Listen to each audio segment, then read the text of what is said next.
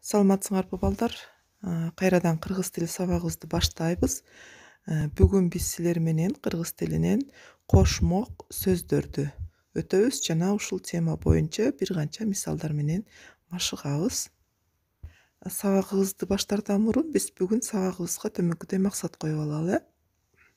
Кыргыз тилиндеги кошмок сөздөр, аларды колдонуу өзгөчөлүктөрүн үйрөнөсүңөр. Берилген көнүгүүлөрдөн кошмок сөздөрдү ажыратууга аракет кылабыз жана сабаттуу жазууга, кыргызча таза сүйлөөгө үйрөнөбүз.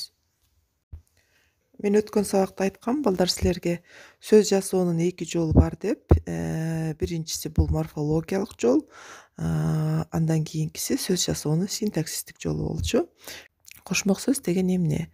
Эки же андан ашык сөздөрдөн түзүлүп, бир гана аталышты билдирген татаал сөздөрдү биз кошмок сөздөр деп айтабыз, балдар. Кошмок сөздөрдүн жазылышы кандай?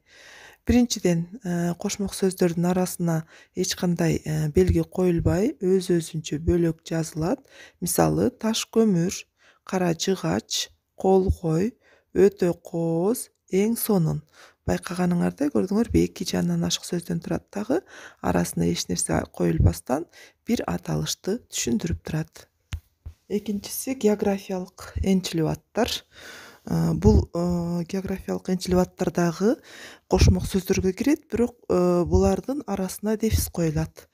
Эки же андан ашык сөздөрдөн туруп, кандайдыр бир шаардын же болбосо жер суулардын, океандардын, деңиздердин жана башка ушундай бир аталыштарды билдирген сөздөр болсо, татаал сөздөр.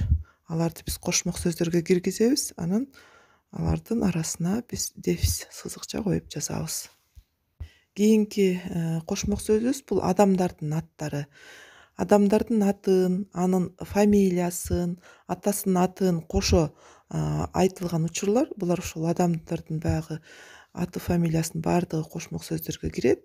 Мисалы, кызы, келини же болбосо дагы баягы уулу дегендей сөздөр кошулганда, буларды биз адамдын атын баш тамгы менен жазабыз дагы, ал эми ага кошулуп айтылган уулу, кызы деген сөздөрдү кичинекей тамга менен жазабыз. Мисалы, Будайбек Сабыр уулу, Асан кызы Айдай жана башка. Ал эми аты, фамилиясы болсо, экөө тең баш тамга менен жазылат. Жана кызынын ордуна биз мисалы Асанов Кылыч деген болсо, кандай экөө тең баш тамга менен жазылат. Мына балдар, силер кошмок сөз жөнүндө маалымат алдыңар. Алардын кандай жазылышын мен силерге айтып бердим. Эмесе төмөнкүдөй мисалдар бар, ошолорду силер карап, туура кылып жазганга аракет жасагыла. Кайсыл учурда биз кошмок сөздөргө сызыкча коюп жазабыз, ал эми кайсыл учурда сызыкча койбой жазабыз, ошолорго көңүл коюп, тууралап жазганга үйрөнөбүз.